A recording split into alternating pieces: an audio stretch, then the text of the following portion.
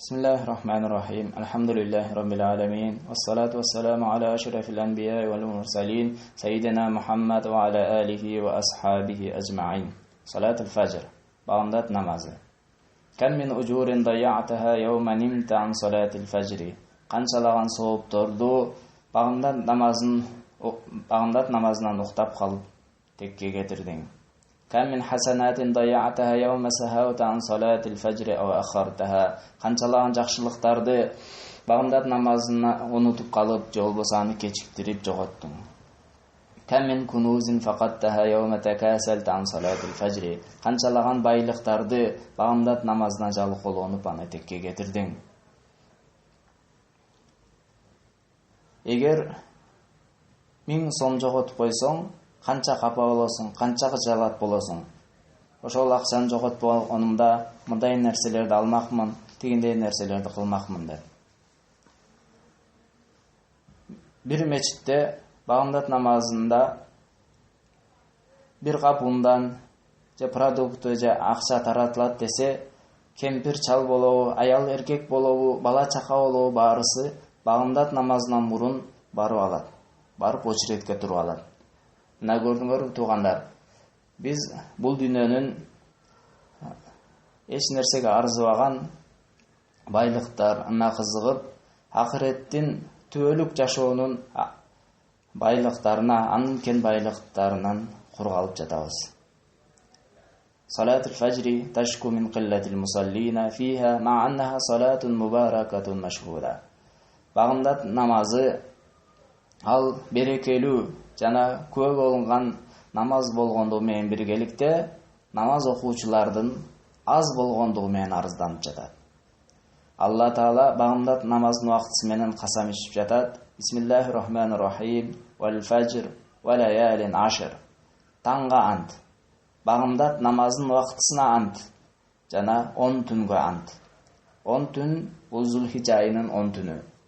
Кейбир тафсирчилер Рамазан айынын акыркы 10 түнү деп айтышкан. Себеби ал түндөрдүн биринде Кадыр түн бекитилген. Бул аятта Алла Таала жаратылган нерсе менен касам ичип жатат. Пенделер Алла Тааладан башка нерсе менен касам ичүүгө акысы жок. Бир гана Алла Таала менен касам ичет. Ал эми Алла Таала каалаган нерсеси менен касам ичет. Бул аяттагы таң дагы, түн дагы жаратылган. Алла Тааладан башка нерселердин баарысы жаратылган. Бул жерде суроо келип чыгат. Эмне Алла Таала касам ичүүгө муктажбы? Же болбосо Алла Таала касам ичпесе, эч ким анын сөзүнө ишенбей, анын сөзүн тастыктабай коебу? Жооп, жок. Алла Таала касам ичүүгө муктаж эмес. Ва хуа асдакул каилин. Ал сүйлөөчүлөрдүн эң туура сүйлөөчүсү. Алла Тааланын сөздөрүнүн баарысы чындык, тастыкталган. Эч бир шек жок, ага ишенебиз. Бирок касам ичиштен максат биринчиси жахилия заманында арабтар сөздөрүн тастыкташ үчүн касам ичишкен. Ошол себептен Алла Таала да сөзүн тастыкташ үчүн касам ичип жатат. Жана да арабтардын аң сезимине, адаттарына ылайык болуш үчүн касам ичти. Экинчиси, касам ичилген нерсе Алла Тааланын алдында кадыр баркы жогору болгондугу үчүн. Үчүнчүсү, адамдарга, махлуктарга ошол касам ичилген нерсе көп пайдасы тийгендиги үчүн. Же болбосо ошол нерседен көп пайдалангандыгы үчүн. Төртүнчүсү, Алла Тааланын кудуретине ой жүгүртүп, тадаббур кылып, анын кандай кудуреттүү, кандай улуу зат экендигине ой жүгүртүшүбүз керек.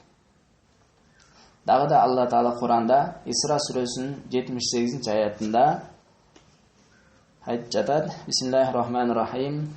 Акимис-салата лидулукиш-шамси иля гасақил-лайли ва Qur'анал-фажр. Инна Qur'анал-фажри кана машхуда. О Мухаммад, күн чак түштөн огондон караңгы түнгө чейин намаз оку. Жана таңдын намазын да оку. Чынында таңдын намазы күбө болунган намаз. Эми багымдат намазынын кандай артыкчылыктары, кандай пайдалары бар экендиги жөнүндө Кыскача айтып кетебиз. Салатул фажр ta'dilu qiyamal layli kamilatan. Бамдат намазы түнү бою ибадат кылып чыккан менен барабар. Буга далил Пайгамбар саллаллаху алейхи ва саллям имам Муслим риваят кылган хадисте 656 хадис айтып жатат: "Ман саллал аша'a фи жамаатин факааннама қама нисфал лейли." Кимде ким куптан намазын жамаат менен намаз окуган болсо, ал түндүн жарымын туруп ибадат кылгандай. "Ва ман саллал субха фи жамаати факааннама қама лейла куллаху." Кимде ким бамдат намазын жамаат менен окуган болсо, ал түндүн баарысын туруп ибадат кылган менен барабар. Экинчи пайдасы аль-хифзу фи зимматиллахи лиман саллал фажр.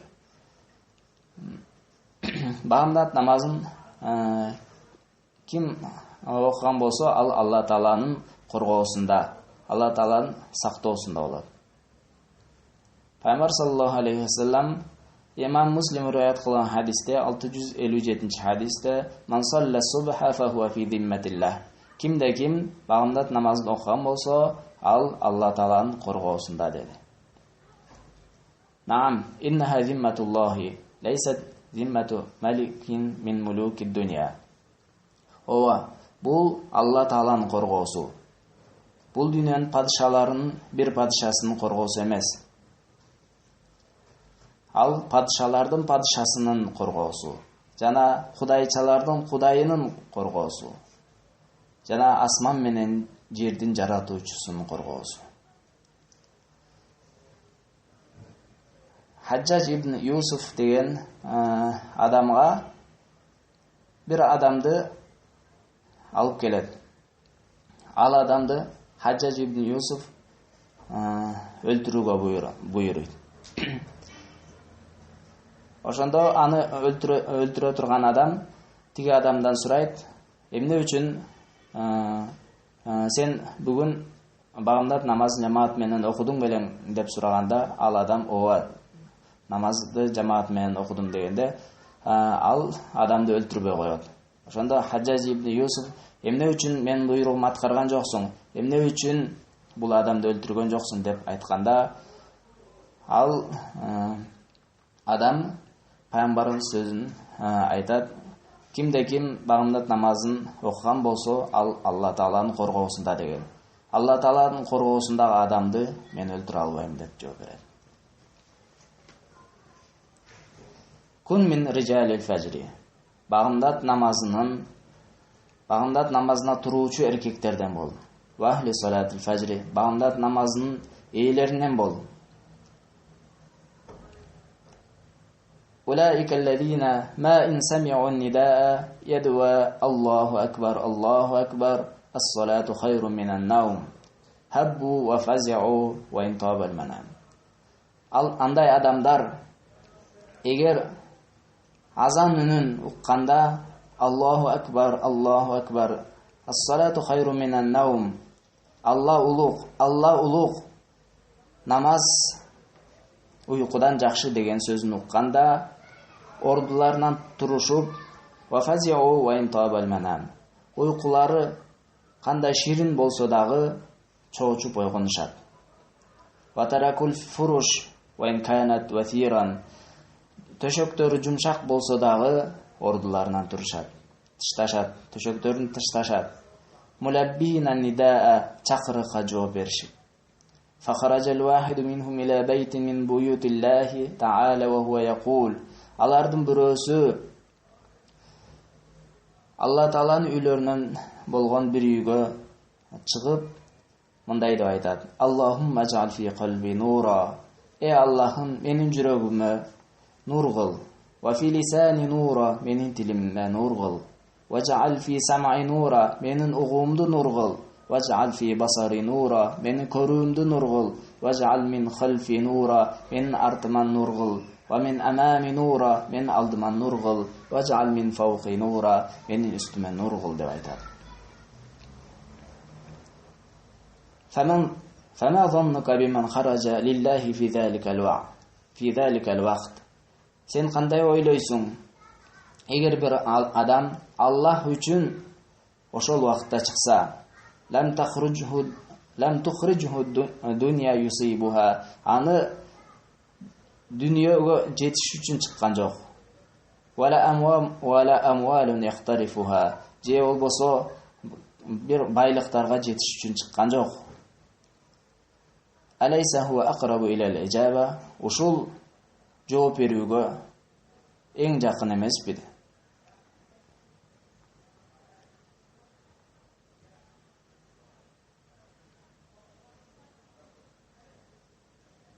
Адамдар бул дүйнөнүн байлыктарына, кызыкчылыктарына кызыгып, акыреттеги чыныгы байлыктарды унутуп коюшкан.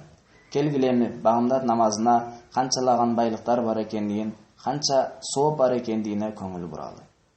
Үчүнчүсү, салатул фажр жамаатан нурун яумал кыяма. Багымдат намазын жамаат менен окуган адамда кыямат күнү нур болот. Пайгамбар саллаллаху алейхи вассалам өзүнүн хадисинде айтып жатат: "Баширил машаина фи зулами илал масажиди бин нури тамми яумал кыяма."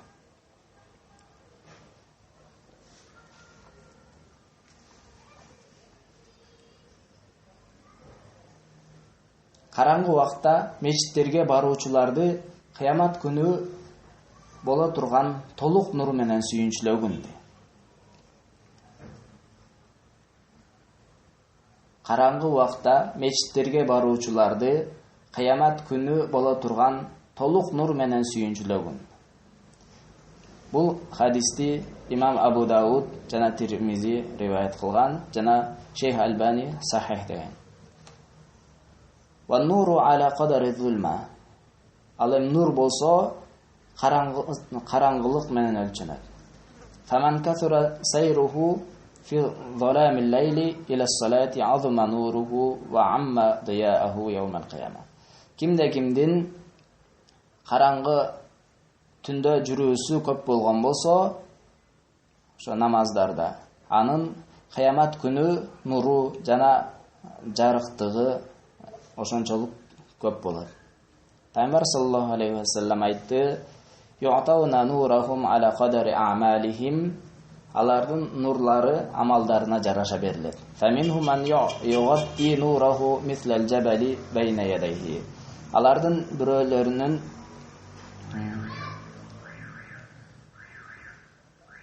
нуру анын кол астында тоодой болуп каптап турат, нуру жаркырап турат. "Ва минхум ман югатти фаука залика", алардын кээ бирлеринин нуру андан да бийик болот. "Ва минхум ман югатти нураху мислан нахла", алардын кээ биринин нуру курман дарагынчалык болот. "Биямини", анын оң тарабында курман даракчалык нур болуп турат. "Хатта якуна ахиру ман югатти нураху", алардын эң акыркы нур берилген адам ала ибхами кадамихи, анын бутунун баш бармагынчалык жанып турат. "Юди умарратан ва ютфи умарратан", аны кээде жарык берип, кээде өчүп калат. Бул хадисти Абдулла ибн Масуд риваят кылган хадис. Шархы Тахавиде имам Албани сахих деген. Алла Таала айтып жатат Хадид сүрөсүнүн 12-аятында: "Бисмиллахир-рахманир-рахим. Яума тарал муъминина вал муъминати яс'a нурухум байна айдихим ва би айманихим."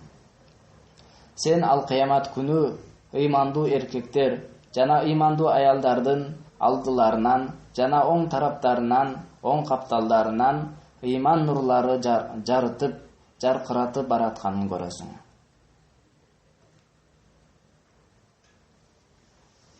Эми багымдат намазды окуган адамдарга 4-чү сүйүнчү духулул жаннати лиман юсаллил фажра фи жамаатин. Кимде-ким багымдат намазын жамаат менен окуган болсо, ал бейишке кирүү менен сүйүнчүлөнөт.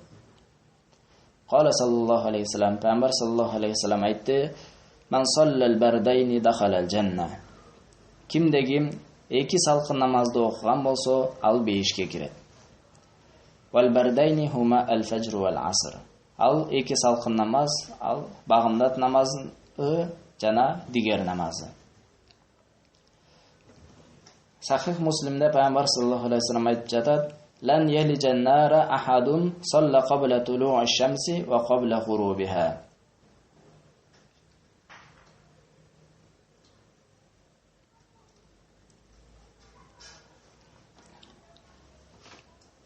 Тозокко бир адам багымда күн чыгардан мурун жана күн батардан мурун окуган намаз окуган адам тозок отуна кирбейт деп айтты.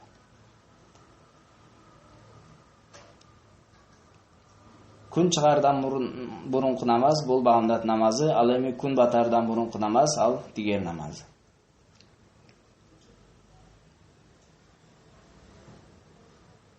تقرير مشرف يرفع لرب السماء عنك يا من تصلي الفجر جماعة. Kimde kim bağımdat namazın cemaat men okugan bolso, anın аты asmanga көтөрүлүп турат. Wa fi sahihayni qala sallallahu aleyhi ve sellem. İki sahih İmam Bukhari ve Muslim sahih kitabında Peygamber sallallahu aleyhi ve sellem aytып жатат: "Yata'aqabuna fikum malaikatun bil-leyli ve malaikatun bin-nahari ويجتمعون في صلاة الصبح والعصر ثم يعرج الذين باتوا فيكم فيسألهم الله وهو أعلم كيف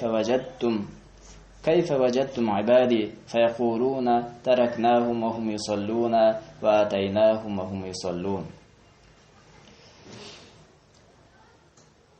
Sizlerden perişteler almaşıp durat. Күндүзгү периштелер жана алар таң менен жана асыр намазында топтолушат. Андан кийин түндөсү силер менен бирге болгон периштелер асманга көтөрүлгөндө Алла Таала алардан сурайт. Алла Таала алардын кылган нерсесин да билүүчү. Кантип менин пенделеримди кандай абалда таптыңар дейт. Ошондо алар айтышат, аларды намаз окуп жатканда тыштап кеттик, жана аларга намаз окуп жаткан убакытта келдик деп айтышат.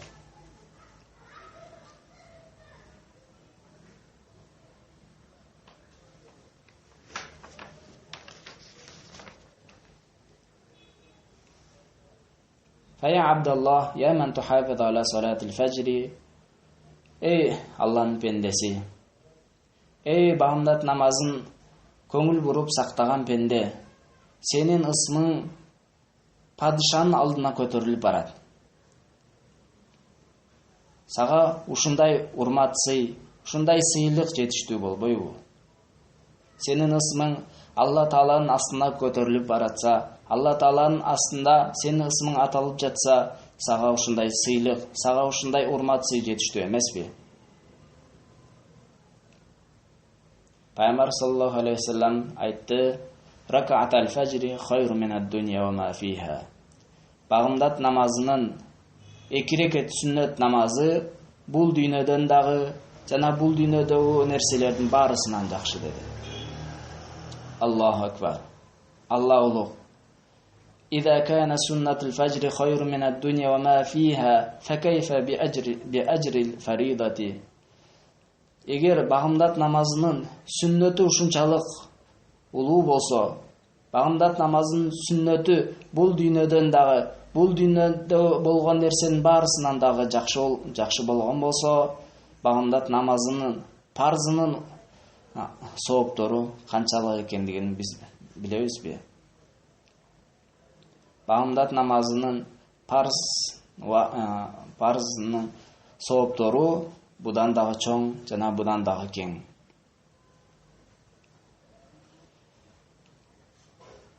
Эгер багымдат намазын окуп жана нафсыңы үстөмдүк кылып күн чыкканга чейин мечитте отуруп зикир кылган болсоң, андай адам bir ажылык жана bir умра кылгандын соогун алат. Фаан Анас ибн Малик риwayat кылган хадисте Пайгамбар саллаллаху алейхи вассалам айтты: "Ман салла аль-фаджра фи жамаатин, сумма қаада yazkurullah hatta tatlu'a ash-shamsu, summa salla rak'atayn, kanat lahu ka ajri hajjatin wa umratin tamma." Кимде ким багымдат намазын жамаат менен окуган болсо, андан кийин күн чыкканга чейин Алла Тааланы зикир кылып эстеген болсо, андан кийин күн чыккандан кийин 2 рекет намаз окуган болсо, ал адам ажылык жана умранын толук соогун алды дейт. Бул хадисти имам Тирмизи риwayat кылган, имам Албани сахих деген. Бул толук деген 3 ажылык жана 3 умранын соогун алып атат. Вал ажру юдаифу ила ашр. Ал эми сооптор болсо 10 эсеге көбөйөт. Мындайча айтканда 30 ажылык 30 умранын соогун алат. Ал эми кимде ким орозо күндөрү ушундай кылган болсо, ушундай амал кылган болсо, уну 70 эсеге көбөйтөбүз. Ал 2100 ажылык 2100 умранын соогун алат. Багымдат намазын окуган адамдардын да 5-чи ала турган сооптору же пайдалары ар-ризqu вал баракату лиман салла аль-фаджра жамаатан. Кимде ким багымдат намазын жамаат менен окуган болсо, ага рызкы дагы береке дагы берилет. Бул вакыт береке жана рызкынын вакыты. Пайгамбар саллаллаху алейхи вассалам айтты: "Аллахумма барик ли уммати фи букуриха." Ey Allah'ım, menin ümmetime erteң менен кичин береке бер dedi. Allahumma zid fi arzaqina. Ey Allah'ım, биздин рызкыларыбызды кең кыл жана береке бергин. Жана багымдат намазын окуганга бизге топук жардам бергин.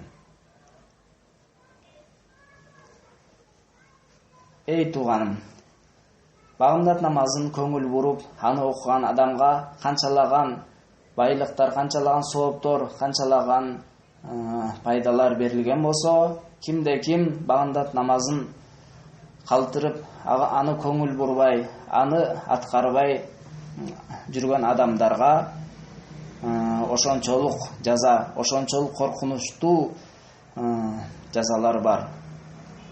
Алардын эң биринчиси al-ittisafu bi-sifatil munafiqin.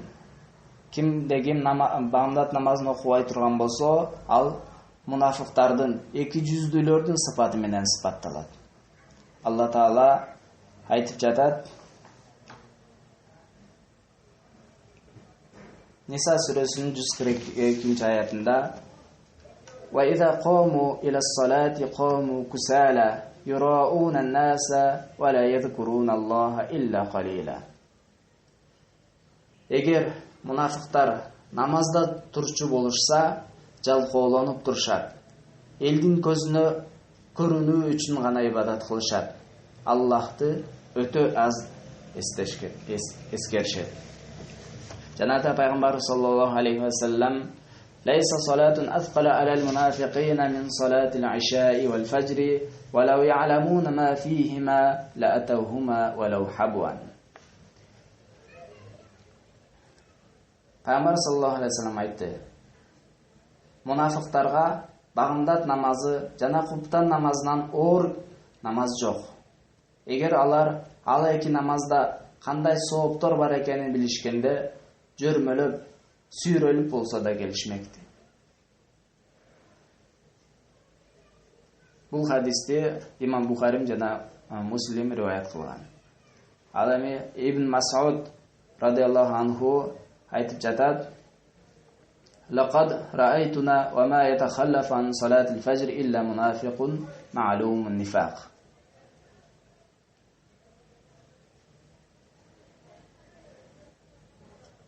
Биз ойлойт элек, багымдат намазына эки жүздүүлүгү белгилүү болгон мунафык адам гана келбейт деп ойлор элек. Багымдат намазына эки жүздүүлүгү белгилүү болгон мунафык адам гана келбейт деп ойлор элек.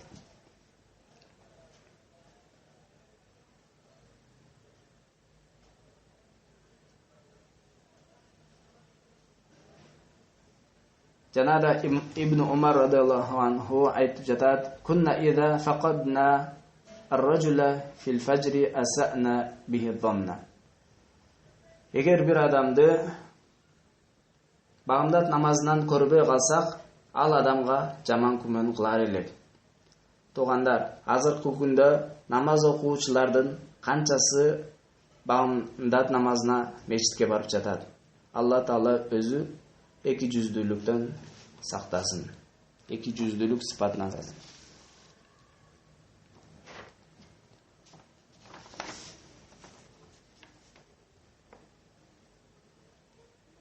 Кимде ким багымдат намазын окубай турган болсо, экинчиси ал-вайлу вал-гайю лиман тарака салат фажр. Багымдат намазын тышкан адам үчүн тозок жана каргыш болсун.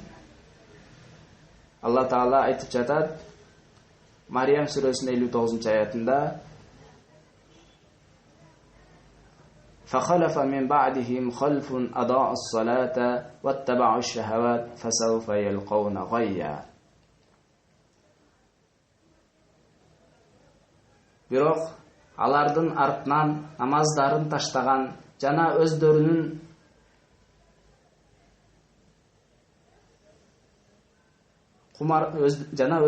кумарданууларына ээрчиген урпактар келди. Ошондуктан алар жамандыкка кабылышат. Тозоктун бир өрөөнүнө түшүшөт. Бул бир риwayatта келет, тозок өзү бул күндө 70 жолу Алла Тааладан паана тилеп турат, ушул койго, ушул өрөөнгө түшүп калбайын деп.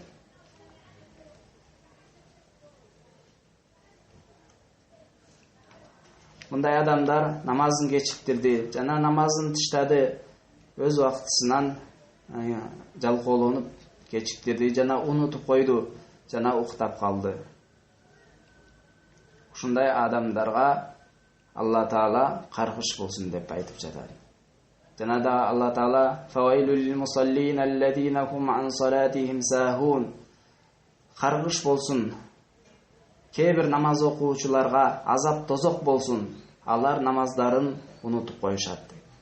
Бул аятта намаз окуган, бирок намаздарын жалкоолук кылып, же башка себептер менен уктап калып, же убактысынан кечиктирип окубай унутуп койгон адамдарга азап тозок болсун деп жатат. Ал эми таптакыр намаз окуган адамдардын кандай азапта болорун Алла Таала өзү билет. Алла Таала андан сактасын. Багымдат намазын окубаган, аны кечиктирген адамдарга үчүнчү жазасы бул шайтан анын эки кулагына заара кылат.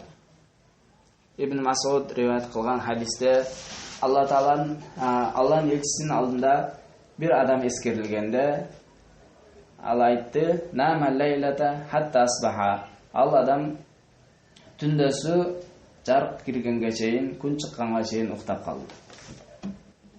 Түндү күн чыкканга чейин уктаган адам.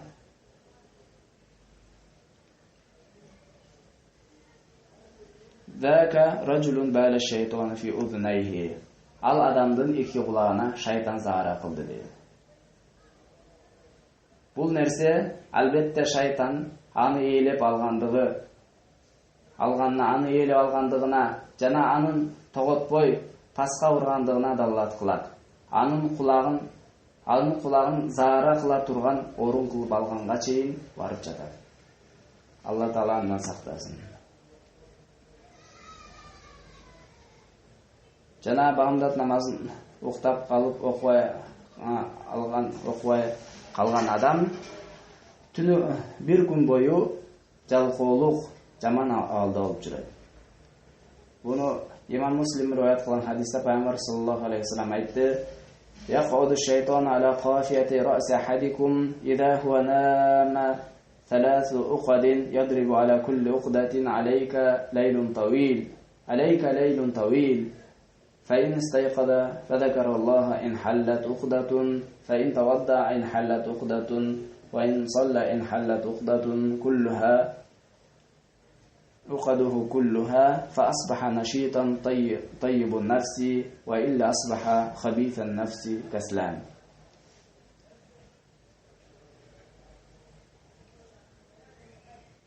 Пайғамбар саллаллаху алейхи вассалам айтты, сілерден біреуіңер ұқтағанда шайтан анын желкесіне 3 түйін байлап, аны ар біріне ұрып айтады: сенің түнің ұзын, ұқтай бер.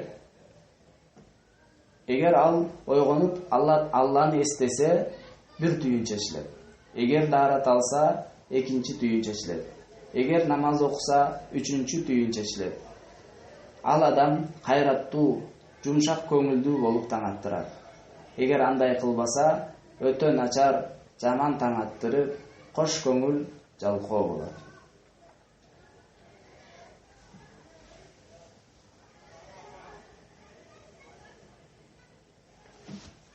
Бамдат намазын оқыған адамға 5-ші жаза, ол қиямат күні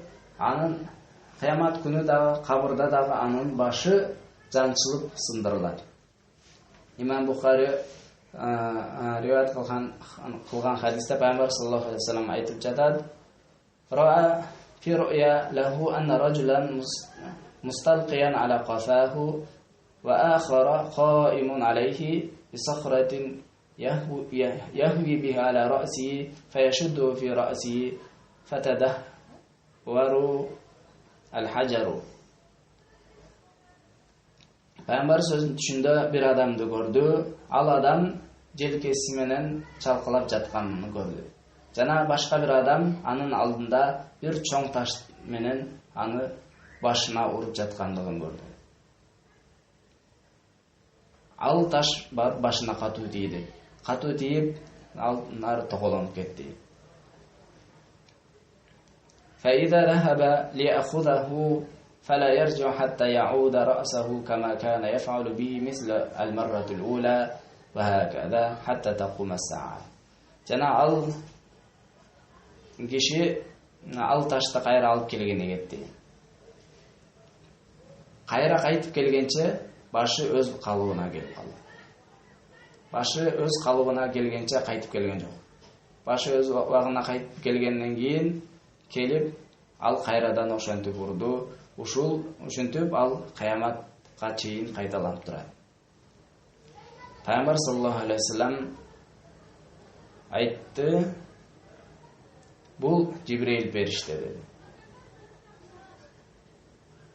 Ал эми бул жерде жаткан адам бул hada alladhi ya'khudhu al-Qur'ana. Ал адам Куранды жаттап, Куранды алып, Куранды жаттап, ваярфуду жана аны амал кылбай таштаган адам. Ваянаму ан салатил мактуба. Жана фарз болгон намаздарда уктап калган адамды кыяматка чейин ушинтип азапталынат деп айтты. Эмне үчүн башына урулуп жатат? Башка денесине урулбай, башына урулуп жатат десе, бул уйкунун шириндиги ошо башта болот. Ошол себептен ошол башына кыяматка чейин урулуп жатат.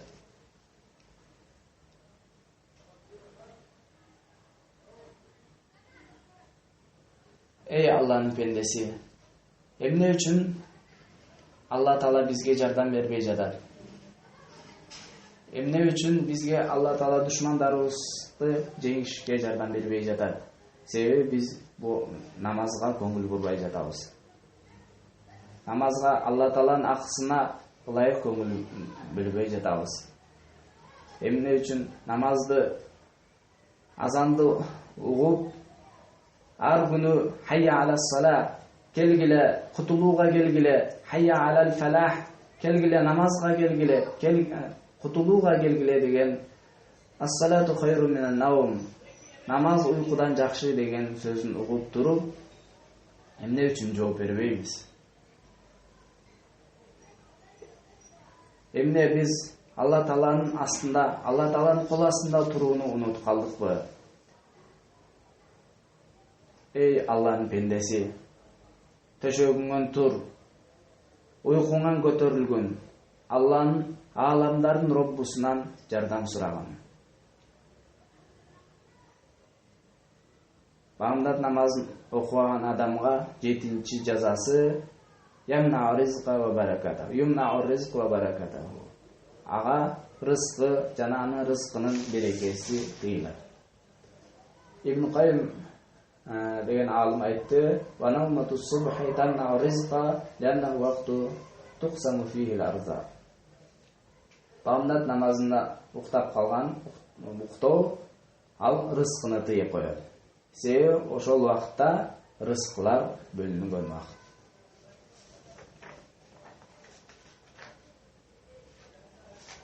Ра'a Ibn Abbas ibn lahu na'iman nawm as-subhi.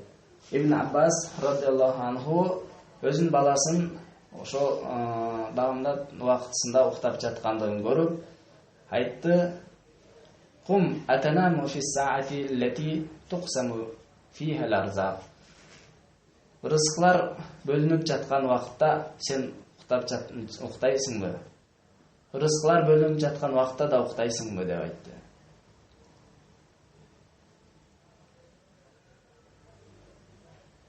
Эй Алланын пендеси, эй намаздарды көңүл бурбай таштап койгон пенде, өзгөчө багымдат намазын таштаган пенде, аракет билегин түрүнгүн жана Алла Тааладан жардам сурагын, сени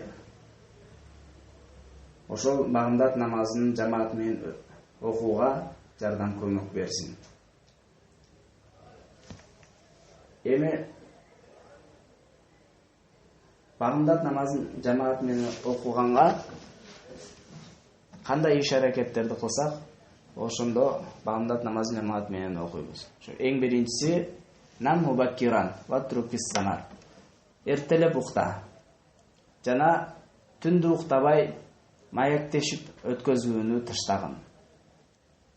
Пайгамбар саллаллаху алейхи ва саллям кабар берген: "Албетте биздин денебизге болгон акыбыз да бар. Биздин денебизге болгон акыбыз бар. Түндү уктабай коюуну узартпа. Себеби инсандын ден соолугуна ошол таасирин берет. Эртелеп уктоо жакшы. Дагы куптан намазынан кийин отуруп сүйлөшүп отуруу жөнүндө пайгамбарыбыздан тыйган хадисте келген. Бирок аял менен үй иштери жөнүндө сүйлөшсөң, же болбосо коноктор келип калып ошолор менен отуруп сүйлөшүп калсаң, же болбосо илим алыш үчүн сүйлөшсөң, ошондо гана куптан намазынан кийин отуруп сүйлөшкөн уруксат берилген. Бирок ошол дагы багымдат намазынын өтүп кетүүсүнө корко турган болсо, багымдат намазын сүйлөшүп отуруп уктап калып кетирип жибере турган болсо, ошол нерсе дагы тыйылган, ал нерсе дагы дурус эмес. Экинчиси, багымдат намазына турганга себеп боло турган нерсе ихрис ала адабид наум. Уйкунун адептерине кызыгып көңүл бургун. Дарат менен уктаган. Жана уктаардан алдын дарат алып 2 рекет намаз окугун, жана уйку адептерине көңүл буруп аларды айткан, жана оң тарабың менен уктап жатып, оң колуңду бетиңдин астына койгон, жана муаввидатай Кул Аллаху ахад, кул аузу бираббил фалак, кул аузу бираббин нас сүрөлөрүн окуган. Окуп, колуңа үйлөп, жана денеңдин жеткен жерлерине бардыгына сүртүнгүн. Жана башка адептерин дагы аткарган. Жана дагы уктардан алдын Алла Тааладан ошо багымдат намазына turuunu dua kılgın. Misalı Allahumma ya men la ta'khudhu sinatu wa la nawm ayqidni li salati fajr. Ey Allah'ım Ürgülöda uykusu da gelbegen zat meni bagımdat namazına oygotqun dep dua kılsam bolar. Üçüncüsü ibdiril hayra tahsidul hayra. Жақшылық eksең, жақшылық түшімін аласың. Kim bir ibadettan keyin kim bir ibadatты атқарса, ал туғанчылық байланышты бириктирген болсо, же болбосо ата-энесине жакшылык кылса, же коңшуларына жакшылык кылса, же сыр көрүнбөгөн садакаларды берсе, же жакшылыкка өндөп жамандыктан кайтарса, же болбосо бир мусулман туугандын муктаждыгын аткарган болсо, аны Алла Таала багымдат намазына аткаруучу инсандар катарында кылат. Ошондой сыйлыктар менен сыйлайт. Үчүнчүсү адамул иксар минал акли ва шурби. Жешти, ичүүнү жешти аз кылган. Себеби көп жеген адам көп ичет. Ал эми көп ичкен адам көп жеген адам көп ичет. Көп ичкен адам тез чарчайт. Жана тез чарчаган адам көп уктайт. Жана көп капилетке, бейкапарчылыкка көп дуушар болот.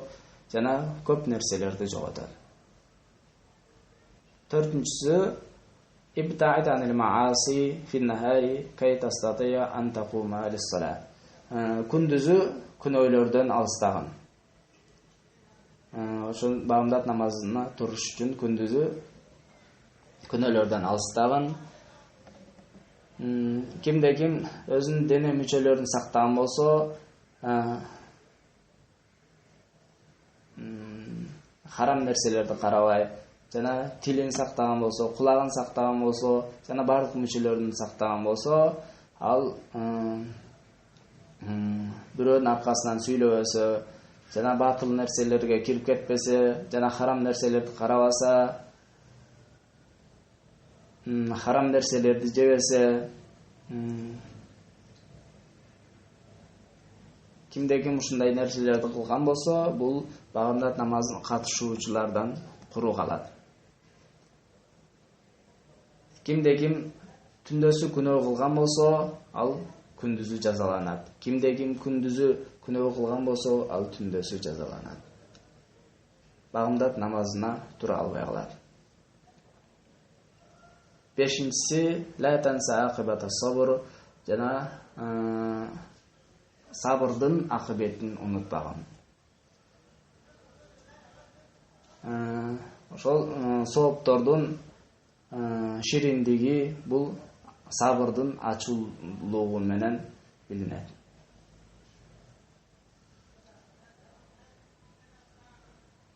Эми сөзүмдүн аягын ушул окуя менен аяктаймын. Бул окуя мечитте 3-класста окуган баланын окуясы. Ал баланын жашы канчада болушу мүмкүн? 8-9 болушу мүмкүн. Күндөрдүн биринде бул бала мектепте эле. Мектептин сабактарынын биринде мугалим багымдат намазы жөнүндө кеп козгоду. Ал өзүнүн сөзүндө бул жаш балдарга айтылуучу методдор менен сүйлөдү. Багымдат намазынын фазилети жөнүндө жана анын негиздүүлүгү жөнүндө айтып берди. Бул бала аны угуп, анын сөзүнөн көп таасирленди. Ал бала да, анын үй бүлөсү да багымдат намазын окуп көргөн эмес эле. Ал бала үйүнө кайтып келгенде ойлоно баштады, кантип эртең менен намазга турам деп. Намазды аткарыш үчүн түнү менен уктабай, ойго жүрүүдөн башка чечим айла таба албады. Ал бала чындыгында ойлогон нерсесин аткарды. Азан үнүн угаар замат Бул жаш жеткинчек намазды аткарыш үчүн даярдана баштады. Бирок бул баланын жолунда бир мүшкүл иш ачыкка чыкты. Мечит алыс. Өзү жалгыз мечитке барууга күчү жетпейт. Ал бала ыйлап эшиктин алдында отуруп калды. Бирок кокустан, көчөдөн бут кийимдин басып келе жаткан үнүн укту. Эшикти ачып, шашыккан бойдон чыкса, бир абышка кишинин мечит тарапка кетип бара жатканын көрдү. Ал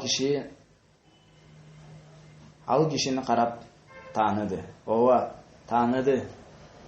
Ал өзүнүн досу, коңшусунун баласы Ахматтын чоң атасы экен. Анын артынан жашырынып, жай баракат жөнөдү. Ал адам сезип калып, үй бүлөсүнө кабар берип коебу деп коркуп барат. Эгер үй бүлөсү ата энеси билип калса, аны жазалап коет эле. Ошентип, ушундай абал бир канча убакытка чейин уланды. Бирок бул абалдын улануусу түбөлүк эмес экен. Чындыгында ал адам көп өтпөй кайтыш болду. Ал бала аны угуп, өзүн жоготуп, капа болуп ыйлап кирди. Ысык көз жаштар менен ыйлады. Атасы таң калып андан: "Эй балам, ал кишиге эмнеге мынчалык ыйлап жатасың? Ал киши, ал сенин жашыңда эмес болсо, сени менен ойнобосо, үйдө жоготкондой жакын тууганың болбосо, эмне мынчалык ыйлайсың?" деп. Ал бала атасына аккан көз жаштары менен карап, капалуу көзү менен карап: "Аттиң, бул адамдын ордуна сиз өлүп калбайт белеңиз. Бул адамдын ордуна сиз өлүп калбайт белеңиз." Атасы чочуп кетип, таң калып, эмне үчүн баласы ага минтип айтып жатат? Эмне үчүн мындай түр менен айтып жатат? Эмне үчүн бул адамды ушунчалык жакшы көрөт? Жаш бала айтты: "Мен бул адамды жакшы көргөндүгүмөн эмес, же болбосо сиз айткан себептен жоктоп ыйлап жаткан жокмун." Атасы таң калып, анда эмне үчүн деди. Ал бала: "Намаз үчүн." Ооба, намаз үчүн. Андан кийин ал сөздөрүн жутуп, сөзүн улантты. "Эй атакем, эмне үчүн багымдат намазын окубайсың? Эй атакем, эмне үчүн багымдат намазын окубайсың? Эмне үчүн бул адамдай болбойсуң? Эмне үчүн мен көргөн көптөгөн эркектердей болбойсуң?" Атасы ал балага карап: "Аларды кайсыл жактан көрдүң?" деп сурады. Ал эркектерди мечиттен көрдүм. Атасы: "Кантип?" Ал бала өзүнүн окуясын атасына төкпөй чачпай айтып берди. Атасы абдан таасирленди. Денесинин түктөрү тик туруп кетти. Көзүнүн жашы куюлуп, баласын кучактап ыйлап кирди. Ошол күндөн баштап мечиттен эч бир намазды калтырган жок. Бул атага куттуктоо болсун. Бул атасынын динге келишине себепчи болгон балага куттуктоо болсун. Жана бул баланын түз жолго түшүүсүнө себепчи болгон мугалимге куттуктоо болсун. Ар бир балага кайрылып айтат элем: ата-энеңердин динге келишине себепчи болгула. Себеби бир адамдын динине келишине себепчи болсоң, кызыл төөлөрдөн да жакшыраак, бул дүйнөдөн да жакшыраак. Ар бир ата-энеге кайрылып айтат элем: балдарыңарды дин менен тарбиялагыла, намазга тургузгула, намаз окуткула. Себеби адам баласы өлгөндөн кийин бардык амалдары токтойт, бирок 3 түрдүү амал токтобойт. Ошол амалдардын бирөөсү солих бала ата-энесине дуба кылат деген. Кыямат күнү көптөгөн соопторго ээ болот. وآخر دعوانا أن الحمد لله رب العالمين والصلاة والسلام على نبينا محمد وعلى آله وأصحابه أجمعين. السلام عليكم ورحمة الله وبركاته.